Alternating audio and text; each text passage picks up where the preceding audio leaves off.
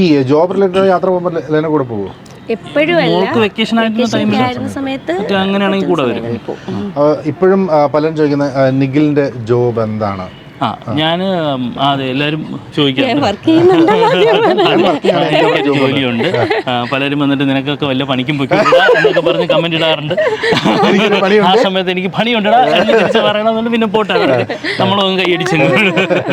Okay, ഞാൻ ഒരു 20 വർഷമായിട്ട് ഞാൻ ഹോട്ടൽ ഇൻഡസ്ട്രിയിൽ വർക്ക് ചെയ്യുന്ന ആളാണ്. ഞാനൊരു 10-17 വർഷമായിട്ട് ഹോട്ടൽ ഓപ്പറേഷൻസ് ആയിരുന്നു. ഇപ്പോൾ ഒരു 3 വർഷമായിട്ട് ഞാൻ ഹോട്ടൽ ഡെവലപ്മെൻറ്റ്സിലാണ്.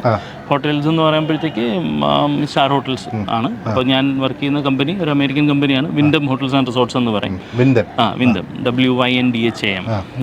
ഇത് ഓൾ വേൾഡ് നോക്കുകയാണെങ്കിൽ ഒരു 10-10,000 ഹോട്ടൽസ് ഉള്ള വലിയൊരു കമ്പനിയാണ്. വേൾഡ്സ് ലാർജസ്റ്റ് ഹോട്ടൽ ഫ്രാഞ്ചൈസിങ് കമ്പനിയാണ് വിൻഡം. ഇനി എൻ്റെ പ്രൊമോഷൻ ആയിപ്പോണ്ട്. അതെ ഇന്ത്യയിൽ ഇപ്പം എല്ലാവർക്കും അറിയാം, കേരളത്തിലാണെങ്കിലും അറിയാവുന്ന ഒരു ബ്രാൻഡ് റമദാൻ എന്ന് പറയുന്നത് ഞങ്ങളുടെ ഒരു ബ്രാൻഡാണ്. സോ അങ്ങനെ ഇപ്പം കേരളത്തിൽ നോക്കുകയാണെങ്കിൽ പല സ്ഥലങ്ങളിൽ ഹോട്ടൽസ് ഓപ്പൺ ആയിട്ടുണ്ട്. ഇപ്പം റീസെൻ്റ്ലി നമ്മൾ തേക്കടി പ്രോജക്റ്റ് സൈൻ ചെയ്തിട്ടുണ്ട്, വയനാട് പ്രോജക്ട്സ് ഉണ്ട്, പിന്നെ പുതിയ സൈൻ ചെയ്ത പ്രോജക്ട്സ്, പിന്നെ കൊച്ചി ആലപ്പുഴയൊക്കെ ഹോട്ടൽസ് ഉണ്ട്. പിന്നെ പല പല സ്ഥലങ്ങളിലും വർക്ക് ചെയ്യുന്നുണ്ട്. താമസിയാതെ പുതിയ പുതിയ ഹോട്ടൽസൊക്കെ വരും. അപ്പോൾ ഞാൻ വർക്ക് ചെയ്യുന്ന റീജിയൻ എന്ന് പറയുന്നത് യൂറേഷ്യ എന്ന് പറയുന്ന റീജിയനിലാണ് ഞാൻ ഡെവലപ്മെൻറ്റ്സ് നോക്കുന്നത്. അതിൽ ഞങ്ങൾ 4 പേരാണ് ഉള്ളത്. അപ്പോൾ ഞാൻ മലയാളി ആയതുകൊണ്ട് തന്നെ കൂടുതലും എനിക്ക് സൗത്ത് ഇന്ത്യ, ശ്രീലങ്ക, മാൽഡീവ്സ് ഒക്കെയാണ് എൻ്റെ ഒരു റീജിയനിൽ വരുന്നത്. അപ്പോൾ അങ്ങനെ യാത്രകളും കാര്യങ്ങളുമായിട്ടൊക്കെ ഇങ്ങനെ കഞ്ഞി പിടിച്ച് പോകുന്നു. ഇനി മേലെ ജോലി ഉണ്ടോ ചോദിക്കുന്നുണ്ട്. അതെ, ജോലി ഉണ്ടടാ. മോളുടെ വിശേഷം, മോള് ഏത് സ്കൂളിലാ, എത്രയിലായി? ഗ്രേഡ് 2. ഗ്രേഡ് 2ലായി. ഏത് സ്കൂളിലാ? ട്രിൻസിലാണ്. ട്രിവാൻഡ്രം ഇന്റർനാഷണൽ സ്കൂളിലാണ് മോള്. ഈ കണ്ടന്റ് ഒക്കെ ചെയ്യുമ്പോഴേ അച്ഛനും അമ്മയും എങ്ങനെ പഠിപ്പിച്ചിരുന്നത്? എഴുതി തരുമോ അതോ പറഞ്ഞു തരുമോ? പറഞ്ഞു തരും. അപ്പൊ എന്താ പറയാ, എനിക്ക് മനസ്സിലായില്ല എന്ന് പറയുമോ? കാര്യങ്ങളൊക്കെ മനസ്സിലാവും. കൊച്ചി കണ്ടിന്യൂറ്റി ഒക്കെ നോക്കി ആക്ട് ചെയ്യുന്ന കുട്ടിയാണ്. അതെ, അതൊക്കെ അതുകൊണ്ട് കുട്ടിക്ക് ഏകദേശമൊക്കെ ധാരണ അറിയാം. ഓക്കെ, ഷൂട്ട് ഉണ്ടെന്ന് പറയാമോ, ഇന്നിപ്പം എനിക്ക് വേറെ പരിപാടികളൊന്നും നടക്കത്തില്ല. അതെ, ഇന്നിപ്പോ വെളിയിൽ നിന്നാണ്. പിന്നെ കുറെ മാമന്മാര് വരും. അതൊക്കെ കുട്ടിക്ക് അറിയാവുന്ന കുട്ടിയാണ്. നല്ല സഹകരിച്ച് കാര്യങ്ങളൊക്കെ ചെയ്യാറുണ്ട്. നമ്മള് കണ്ടന്റ് ക്രിയേഷന് നിങ്ങൾക്ക് സ്വന്തമായിട്ടൊരു പ്രൊഡക്ഷൻ യൂണിറ്റ് ഉണ്ടോ? എങ്ങനെയാണ് നിങ്ങളുടെ കണ്ടന്റ് ക്രിയേഷൻ്റെ പ്ലാൻ എങ്ങനെയാണ്? സോ ഓക്കെ, നമുക്കൊരു ടീമുണ്ട്. നമുക്ക് ഞങ്ങളുടെ കൂടെ തന്നെയുള്ള നമ്മുടെ വീഡിയോസിലൊക്കെ ഉള്ള ആളുകൾ തന്നെ ഉണ്ട്. അനു, ഹരി, ഇവർ 2 പേരാണ് മെയിനായിട്ടുള്ളത്. പിന്നെ അല്ലാതെ വന്നു പോകുന്ന കുറച്ച് പേരുണ്ട്. പിന്നെ അതുപോലെ തന്നെ ലെന ഒരു സ്ഥാപനം നടത്തുന്നുണ്ട്, സെലക്ഷൻസ് ബൈ ലെന എന്ന് പറഞ്ഞിട്ട്. സോ അതിൽ ഹരിത എന്ന് പറയുന്നൊരു കുട്ടിയുണ്ട്. അപ്പം ആളും നമ്മുടെ കൂടെ നിൽക്കുന്നതാണ്. അപ്പോൾ മെയിനായിട്ട് ഞങ്ങൾ ഒക്കെ കൂടെയാണ് ഈ കോണ്ടൻറ്റ്സ് ഡെവലപ്പ് ചെയ്യുന്നത്. അതായത് ഹരിയും അനു, ഞങ്ങൾ, പിന്നെ വേറെ 1-2 ഫ്രണ്ട്സ് വന്നു പോകുന്നവരുണ്ട്. നിങ്ങളുടെ കണ്ടന്റ്സിന്റെ ഒരു കോർ ബ്രെയിൻ ആരാണ്? കോർ ബ്രെയിൻ എന്ന് അങ്ങനെ ഇവരിപ്പോൾ എല്ലാവരും എന്നെ പറയുന്നത്. പക്ഷെ എന്നിരുന്നാലും ഞാൻ ഈ എളിമയിൽ വിശ്വസിക്കുന്ന ആളായതുകൊണ്ട് അങ്ങനെയല്ല, അതൊരു ടീം വർക്കാണ്. അല്ല ആക്ച്വലി ടു ബി ഓണസ്റ്റ് എല്ലാവരും കോൺട്രിബ്യൂഷൻസ് വരാറുണ്ട്. പിന്നെ അതിനൊന്ന് സ്ട്രക്ചർ ആക്കി എടുക്കുക, അല്ലെങ്കിൽ ഞാനൊരു ഫൈനലാക്കി എടുക്കുക എന്ന് പറയുന്നത് പലപ്പോഴും പല ത്രെഡും എല്ലാവരും പറയും. അതിൽ പക്ഷേ ചേട്ടനായിരിക്കും അതിനകത്ത് ഇതായിരിക്കും ബെസ്റ്റ് എന്ന് പറഞ്ഞിട്ട് എടുക്കുന്നത്. അതായത് എൻ്റെ ഒരു തീരുമാനത്തിനനുസരിച്ചാണ് കാര്യങ്ങൾ അന്ന് മൂടില്ലെങ്കിൽ പോയി.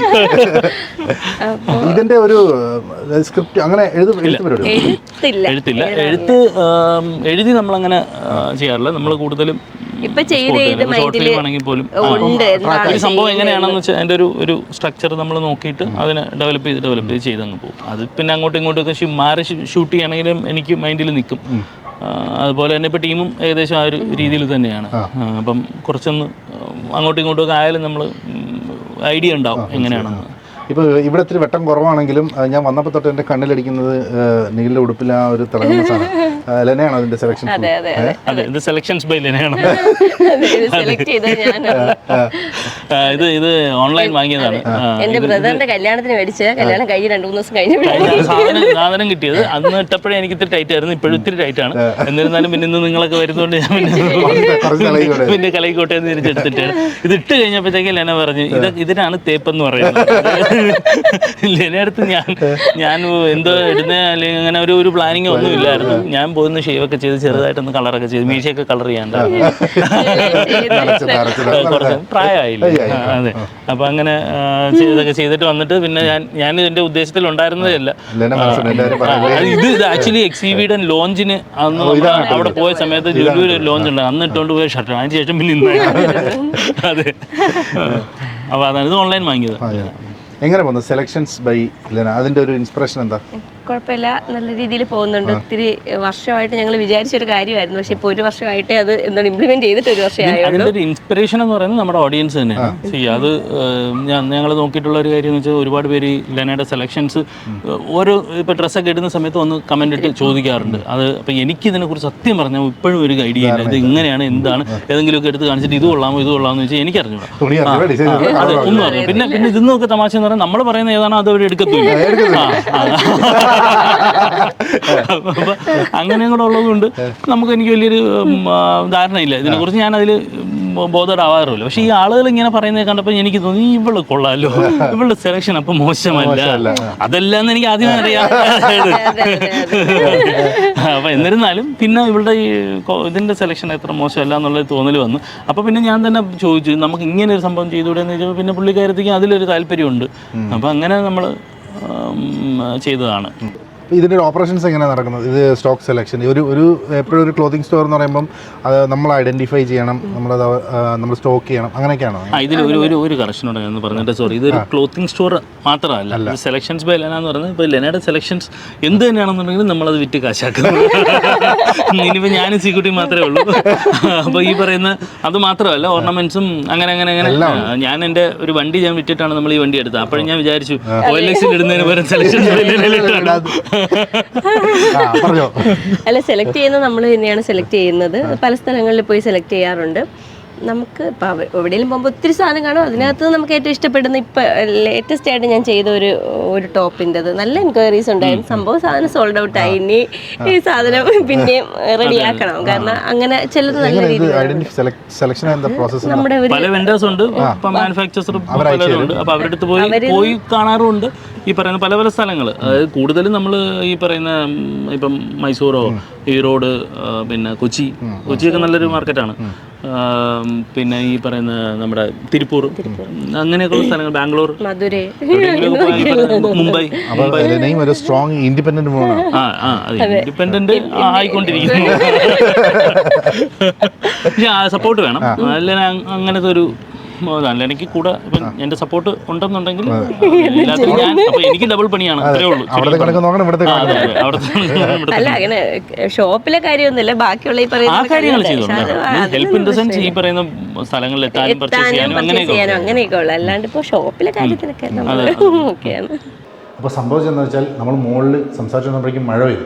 അവരിറങ്ങി ഓടി, നമ്മൾ പുറകെ ഓടി. പക്ഷെ നമുക്ക് ഫുൾ സാധനങ്ങളെല്ലാം എടുത്തുണ്ടെന്നല്ലേ ഇട്ടുള്ളൂ. ബാ, ഇനി അവരുടെ വീട്ടിലേക്ക് പോകാം. ബാ,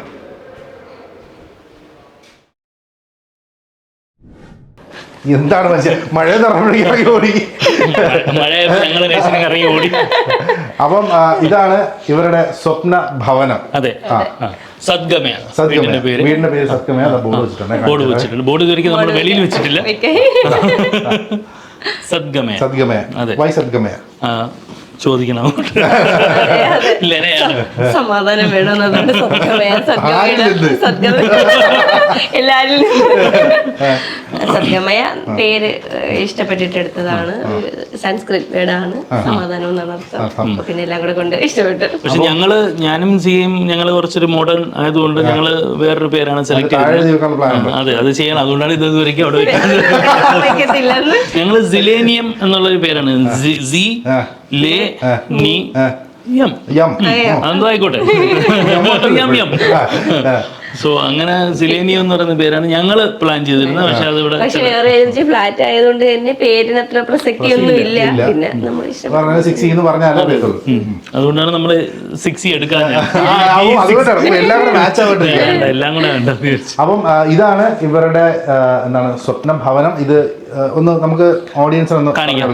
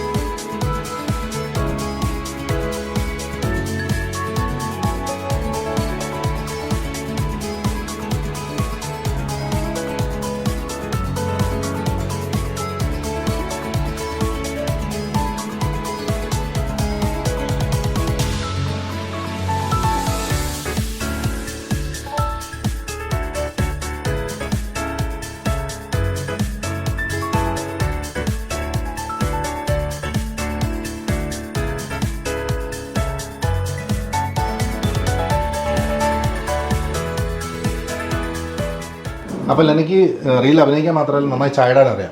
അതെ അപ്പം ഇനി നമുക്ക് വീടൊന്ന് അതെ ഓക്കെ. അപ്പോൾ ഇത് നമ്മുടെ ഒരു ചെറിയൊരു അപ്പാർട്ട്മെൻ്റ് ആണ്. ഈ കാണുന്നതാണ് ഇതിൻ്റെ ഒരു ലിവിങ് സ്പേസ് എന്ന് പറയുമ്പോൾ ഞങ്ങൾ ചെറിയൊരു ഷഫ്ലിംഗ് നടത്തി. നമ്മുടെ ആസ് പെർ പ്ലാൻ ഇവിടെയാണ് സോഫ കിടന്നിരുന്നത്. ആ സോഫ ഞങ്ങൾ ഒരു ഷൂട്ടിൻ്റെ സമയത്ത് ഞങ്ങൾ ജസ്റ്റ് ഒന്ന് അങ്ങോട്ടും ഇങ്ങോട്ട് മാറ്റിയിട്ടു. അപ്പോൾ പിന്നെ അത് നോക്കിയപ്പോൾ കൊള്ളാം. പിന്നെ വന്ന് കണ്ടവരുമൊക്കെ പറഞ്ഞ് ഇത് കൊള്ളാമല്ലോ എന്ന് പറഞ്ഞു. അങ്ങനെ പിന്നെ ഞങ്ങൾ അത് അങ്ങനെ അങ്ങ് ആക്കി. എന്നിട്ട് പിന്നെ ഇവിടെ ഡൈനിങ് ടേബിൾ ഇട്ടു. ചെറിയൊരു ടേബിളാണ്. ഇതിലൊരു 4 സീറ്റുള്ള ചെറിയൊരു ഡൈനിങ് ടേബിൾ. കാര്യം ഈ പറഞ്ഞ ഫ്ലാറ്റ് ചെറിയൊരു ഫ്ലാറ്റ് ആയതുകൊണ്ട് തന്നെ നമുക്കിത് മതി ധാരാളം. ഇതുമൊക്കെ ആയിട്ട് നമ്മളങ്ങ് അഡ്ജസ്റ്റ് ചെയ്തോളൂ. പക്ഷേ ഇത് കുഴപ്പമില്ല. ഇത് മോർ ദാൻ ഇനഫ് ആണ്. നമ്മൾ ഇത്ര പേരല്ലേ ഉള്ളൂ. പിന്നെ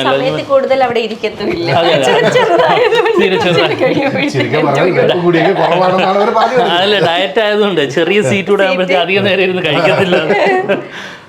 പിന്നെ ഇതിൽ നോക്കുകയാണെന്നുണ്ടെങ്കിൽ ഇപ്പം TV, പിന്നെ ഇങ്ങനെ ഒരു ചെറിയൊരു സെറ്റപ്പ്, പിന്നെ ഈ ഒരു കിച്ചൺ നമ്മളൊരു ഓപ്പൺ കിച്ചണായിട്ട് എടുത്തു. ഇതായിരുന്നു ഡൈനിങ് സ്പേസ്. ആ ഡൈനിങ് സ്പേസിനെ നമ്മളിപ്പോൾ ലിവിങ് സ്പേസ് ആക്കി മാറ്റി. ഇതിലൊക്കെ ഭയങ്കര ഒരു അടുക്കും ചിട്ടയും ഭയങ്കരമായി കാണുന്നുണ്ട്. അതായത് ഞങ്ങൾ വരുന്നു എന്ന് പറഞ്ഞപ്പോഴേക്കും ഇവര് വീട് മൊത്തം റിമോട്ട് ഇതുപോലെ ഞാൻ കണ്ടിട്ടില്ല.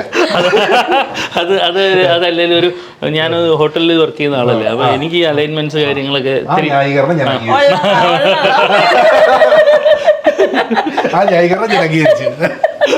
ഓക്കെ. അപ്പൊ അതിലൊക്കെ എനിക്ക് എന്തായാലും ഒത്തിരി ഒരു ഇതുള്ള അതുകൊണ്ട് ഞാൻ ഈ ലൈനൊക്കെ പിടിച്ചു വയ്ക്കും. അപ്പോൾ ഇതൊരു ക്ലോസ്ഡ് കിച്ചൺ ആയിരുന്നു. അതിന് പിന്നെ ഞങ്ങൾ ചെറിയൊരു ഓപ്പൺ കിച്ചൺ പോലെ ആക്കി ഒരു ബ്രേക്ക്ഫാസ്റ്റ് കൗണ്ടർ കൊടുത്തു. ഇവിടെ ഇങ്ങനെ സോഫ, പിന്നെ ഈ സൈഡിൽ ഒരു ബാൽക്കണി വരും. പിന്നെ ഇവിടെ 2 റൂംസ് ഉണ്ട്. ആദ്യം നമുക്ക് ഈ റൂം കാണാം. എനിക്ക് ഇവിടെ ഒരു സത്യം പറഞ്ഞാൽ നമ്മൾ ഓരോ വീട്ടിനും ഓരോ ഐക്കോണിക് ആയിട്ടുള്ള പല സാധനങ്ങളും പ്ലേസ് ചെയ്യും. ഞാനിവിടെ വന്നപ്പോഴേക്കും ഒരു ഭയങ്കരമായിട്ടുള്ള ആർട്ട് ഞാൻ കണ്ടു. അപ്പൊ അതിന്റെ ഒരു അർത്ഥം നമുക്ക് ലെന പറഞ്ഞു തരും. ഇതിന് ഓരോന്നിനും ഓരോ അർത്ഥം ഉണ്ട്. നമ്മൾ ഓരോന്നിനും ഓരോ അർത്ഥമല്ല, മൊത്തത്തിൽ ഒരു അർത്ഥമാണ്. സമാധാനം എന്നുള്ളതാണ്. ഇതൊന്ന് ഡീകോഡ് ചെയ്ത് തരും. ഇതിന് അവരുടെ തന്നെ ചോദിക്കണം. അവരുടെ തന്നെ ഞങ്ങൾ ചോദിച്ചിട്ട് എന്തുവാണ് ഇത്, ആരെങ്കിലും ഇതുപോലെ ഒന്ന് ചോദിച്ചാൽ നമ്മൾ എന്ത് പറയണം? അല്ലെ ചേട്ടാ അത് അങ്ങനെയൊന്നും ഇല്ല. അവസാനം ഞങ്ങൾ തമ്മിൽ ധാരണ എത്തി. സദ്ഗമയ എന്നുള്ള പേരെന്ന് പറയുന്നത് സമാധാനമാണ്. അവര് പറഞ്ഞ സമാധാനം, സമാധാനം നമ്മളൊന്ന് സമാധാനപ്പെടാൻ വേണ്ടിട്ട് അവര് പറഞ്ഞതായിരിക്കാം. ഇങ്ങനെ കുഞ്ഞു ചെറിയ പരിപാടികളൊക്കെ അവർ ചെയ്തിട്ടുണ്ട് കേട്ടോ. നല്ല രീതിയിൽ ഇത് മാക്സിമം സ്റ്റോറേജ് വേണമെന്ന് ഞങ്ങൾ പറഞ്ഞിരുന്നു നമ്മുടെ ടീമിൻ്റെ അടുത്ത്. അപ്പോൾ അവർ അതിനനുസരിച്ചുള്ളത് ഇതിലും ഇവിടെ എല്ലാം സ്റ്റോറേജ് തന്നു. മുകളിലൊക്കെ തന്നിട്ടുണ്ട്. പിന്നെ ഈ ഒരു സാധനം ഇത് ആക്ച്വലി മറ്റേ നമ്മുടെ ഈ സാധനമാണ് ഒളിപ്പിച്ച് വെച്ചേക്കുന്ന ഒരു സ്കീമാണ്. ഇങ്ങനെ പിന്നെ ഇത് ലൈറ്റിൻ്റെ കാര്യം പറഞ്ഞു. ഇവിടെ ഒരു ഫാൻ നമ്മൾ ഓൾറെഡി ഇട്ടിരുന്നതാണ്. പക്ഷെ നമ്മൾ ലൈറ്റ്സ് വാങ്ങിക്കാനായിട്ട് കടയിൽ ചെന്ന ഈ ലൈറ്റ് കിടക്കുന്നുണ്ട്. പിന്നെ എനിക്കങ്ങ് ഇഷ്ടപ്പെട്ടു. അപ്പോൾ പിന്നെ ലൈറ്റ് എടുത്ത് ഫാൻ ഇളക്കി. ഇപ്പം AC ഇടേണ്ട അവസ്ഥ.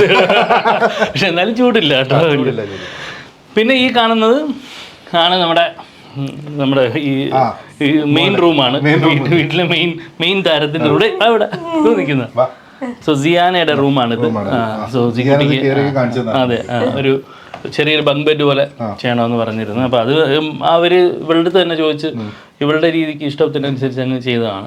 ആദ്യം കയറാൻ പേടിയായിരുന്നു. പക്ഷെ ഇപ്പം സ്ഥലപരിമിതി കൊണ്ടാണ് ഈ ഒരു ഇത് ഇങ്ങനെ വെച്ചതില്ല. കുറച്ചുകൂടെ നല്ല ഫാഷനൊക്കെ അവർ പറഞ്ഞതായിരുന്നു. ഇതിങ്ങനെ സ്റ്റെപ്പ് ഇങ്ങനെ ഈ സൈഡിൽ കൂടെ കൊടുത്തിട്ട് പിന്നെ അതിനിടയിലൊക്കെ സ്റ്റോറേജ് ഒക്കെ കൊടുക്കുന്ന പരിപാടികൾ ഉണ്ടായിരുന്നു. ഈ വുഡൻ പോലെ തന്നെ ചെയ്തിട്ട് അത് ഡ്രോയേഴ്സ് കൊടുത്ത് സ്റ്റെപ്പ് ആക്കുന്ന ഒരു പരിപാടിയൊക്കെ ഉണ്ടായിരുന്നു. പക്ഷെ അത് നമുക്ക് ഇവിടെ വയ്ക്കാൻ സ്പേസ് ഇല്ല എന്നുള്ളതുകൊണ്ട് പിന്നെ ഇങ്ങനെ ചെയ്തു. പിന്നെ ഇതൊരു സേഫ്റ്റിക്ക് വേണ്ടിയിട്ട് ഇങ്ങനെ കുഞ്ഞുങ്ങൾ മൊത്തത്തിൽ എല്ലാം കൂടെ ചേർത്തിട്ടുള്ള ഒരു രീതിയിലാണ് ചെയ്തത്. കസ്റ്റമൈസ് ചെയ്യാൻ പറ്റുന്നവർക്ക് ഇത് നല്ലൊരു. അതെ, ഇത് പിന്നെ വേറൊരു മെയിൻ സംഭവം എന്ന് വെച്ചാൽ ഇത് സെപ്പറേറ്റ് ആണ്. ഈ ബെഡുമായിട്ട് കണക്റ്റഡ് അല്ല. അതായത് നാളെ ഒരു സമയത്ത് നമുക്ക് ഇതങ്ങ് റിമൂവ് ചെയ്യണമെന്നുണ്ടെങ്കിൽ നമുക്കിതങ്ങ് എടുത്ത് മാറ്റാം. ഇത് മാത്രമായിട്ട് മാറ്റി കഴിഞ്ഞാൽ നമുക്ക് താഴെ ബെഡ് അങ്ങനെ കിട്ടും. ഇതിപ്പോൾ ഞങ്ങളിപ്പോൾ ഞാനും ലെനയും ഇവിടെ കിടക്കും, സിയ മോളിൽ കിടക്കും. അമ്മ വരുമ്പോൾ അമ്മയും ആയിട്ട് അങ്ങനെ കിടക്കും. അങ്ങനെ പിന്നെ അവിടെ ഒരു വാഷ്റൂം, ചെറിയൊരു ഡോർ. അത് ഇല്ല, പുറത്തിറങ്ങി ഇറങ്ങാൻ പറ്റില്ല. പക്ഷെ എന്നൊരു ഓപ്പൺ സ്പേസ് പോലെ ഒരു ഇതാണ്. കാറ്റ് കിട്ടും. അപ്പൊ അതിനടുത്ത് ഫ്രം മുകളിലും താഴെയും തുറക്കാൻ പറ്റും. ആ രീതിയിലാണ് ചെയ്തേക്കുന്നത്. അതെ.